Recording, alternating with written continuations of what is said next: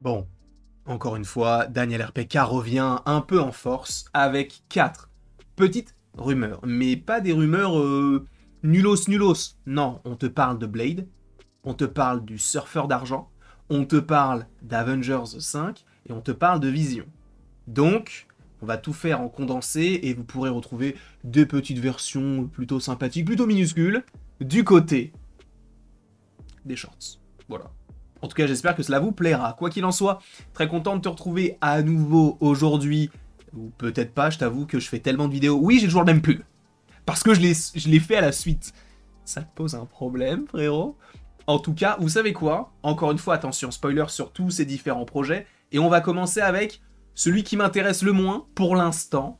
Pour l'instant. On va commencer avec le surfeur d'argent ou la surfeuse d'argent, puisque oui, vous n'êtes pas sans savoir qu'une actrice a donc été castée dans le film des 4 Fantastiques dans le rôle de la surfeuse d'argent, et nous avons une petite précision sur ce personnage qui nous a été donc dévoilé par Daniel RPK dans le film des 4 Fantastiques, qui, je vous le rappelle, sort en juillet 2025, je crois que c'est ça, puisqu'en mai, enfin avril-mai, non, en février, c'est Captain America, en mai, ce sera les Thunderbolts, et à la fin de l'année, en novembre, ce sera Blade, si je ne dis pas de bêtises. En tout cas, concernant donc Shalla-Bal, eh bien Shalla-Bal sera tout simplement, je vais vous lire directement, l'histoire du surfeur d'argent sera inversée.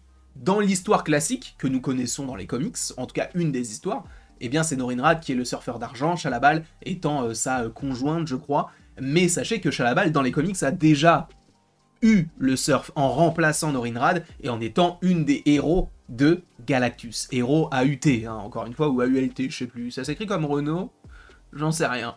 Mais en tout cas, dans cet univers, puisqu'on est dans un univers parallèle et différent, il y a bel et bien Shalla-Bal qui donc existe, et on te parle de Norrin Radd, sachant qu'on te dit que Shalla-Bal donc prend la relève en tant qu'héros pour sauver son monde, comme c'est le cas pour Norrin Radd, et que Norrin Radd reste derrière. Alors, ça a mal été interprété. Certaines personnes se sont dit « Wow, du coup, il y a Norrin Radd, on va le voir, ça va être le surfeur d'argent, du coup, on est content, on n'aura plus ce personnage-là de la surfeuse, on aura le surfeur. » Alors c'est faux, ce n'est pas du tout ce qu'il a dit, parce que ça a été mal interprété sur Twitter. Il a tout simplement déclaré que, eh bien, ça laissera Norrin Radd derrière. On le verra un petit peu, supposément, mais il n'a pas dit qu'il y aurait genre 2 surfeurs dans ce film-là. Il faut arrêter. Il y a une surfeuse et il y a Norrin Radd.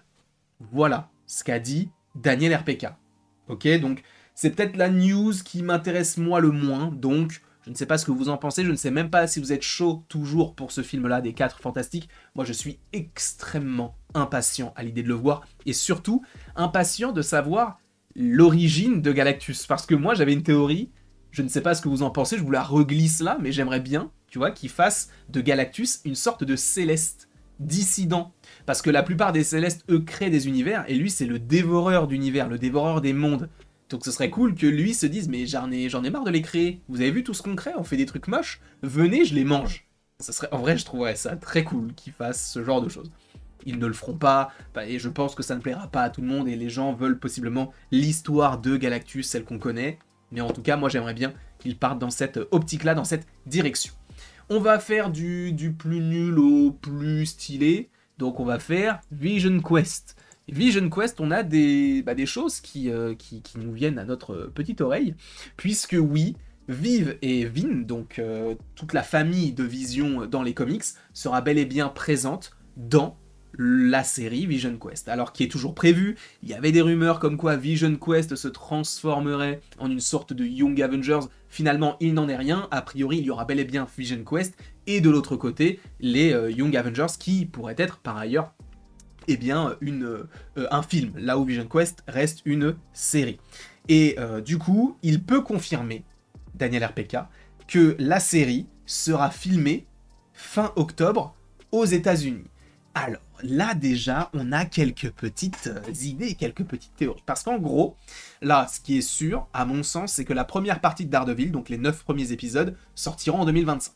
Je pense que Ironheart sortira également en 2025, et on a également Wonder Man, qui n'est toujours pas annoncé. Je vous rappelle que Vision Quest et Wonder Man, nous on se dit, on les connaît, on sait que ça arrive, mais on n'a toujours pas de logo, il n'y a pas d'officialisation de la part de Marvel Studios. Kevin Feige, je pense de toute manière qu'il va l'annoncer là, puisque si c'est censé sortir en 2026, là pour l'instant 2025 en termes de série, on n'a aucune date, 2026 on n'a aucune date. Et on n'a aucune date aussi au niveau des films, à part pour le film Avengers 5 qu'on va évoquer juste après. Mais en tout cas, concernant Vision Quest, ce qu'il faut retenir, c'est qu'il y aura bel et bien sa famille, donc il va évoluer. Je vous rappelle que Vision, à la fin de WandaVision, il est donc le White Vision, et voilà, il va partir dans d'autres contrées, se développer d'une certaine manière, et par la suite, du coup, l'autre information, c'est que ça va être tourné donc au Royaume-Uni en octobre.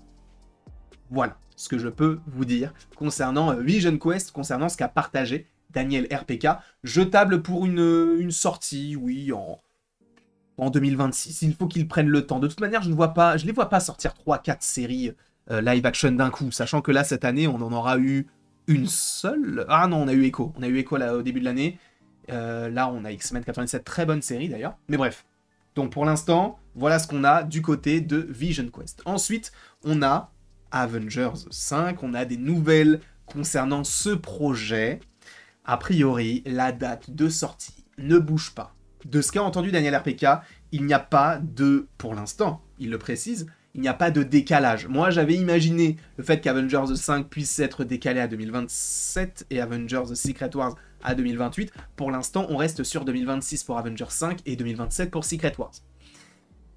Je ne sais pas vraiment quoi en penser. En tout cas, je trouve ça sympa. J'attends d'en voir plus concernant ce projet. J'ai une mèche qui se barre, je suis confus. Mais en tout cas, j'attends d'en savoir un petit peu plus. C'est vrai qu'on ne sait toujours pas qui serait l'antagoniste. Est-ce que ce serait toujours Kang? A priori, oui. Mais qui serait l'acteur? Qui est le réalisateur de ce film-là? Beaucoup de questions qui se posent. Et je pense qu'il va falloir se les poser cette année de toute manière. Parce que si on annonce le réalisateur du film Spider-Man 4 qui est censé sortir supposément aux alentours d'Avengers 5... bah on est aussi dans cette optique-là d'annoncer le réalisateur de ce film qui, à l'époque, je vous le rappelle, était Destin Daniel Cretton.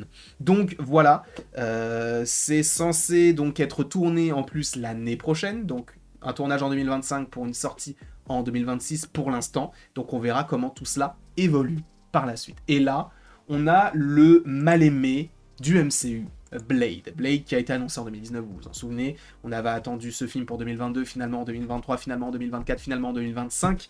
Pour l'instant, il est prévu toujours pour le mois de novembre 2025. Et ce qu'on entend, c'est que le scénario donc de Michael Green, qui est revenu pour réécrire un petit peu tout ça, eh bien,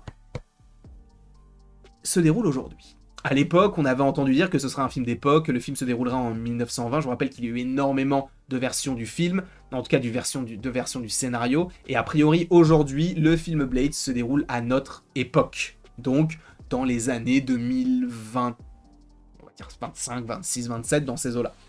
Et du coup, Lilith, toujours jouée par Mia Goth, donc ce serait toujours l'antagoniste de ce projet-là. Et le tournage devrait être un peu plus tard cette année, donc supposément, je pense, pour novembre-décembre, et au Royaume-Uni, sachant que, je vous rappelle que ce film bénéficie d'un budget beaucoup plus restreint pour le tournage. On serait à peu près sur du 100 millions, là où la plupart des films coûtent à peu près 200 millions. Donc la rentabilité est beaucoup plus simple à avoir sur un film qui coûte moins cher, ça paraît logique. En tout cas, je vous remercie beaucoup d'avoir suivi cette vidéo sur les différentes petites actualités, les différentes petites rumeurs en lien avec ce qu'a pu nous proposer le petit Daniel RPK. J'espère que cette vidéo vous aura plu. N'hésitez pas à l'aimer, à la partager, à la commenter, à vous abonner si ce n'est pas déjà le cas. Et après tout ceci, il ne me reste donc plus qu'à vous dire à la prochaine pour la prochaine. Et merci beaucoup, c'était très sympa, très sympa de pouvoir faire cette vidéo avec vous, en votre compagnie. Non, c'était sympa, mais abonnez-vous. Non, frère, abonne-toi. Abonne-toi. C'est tout, t'as pas le choix, frère.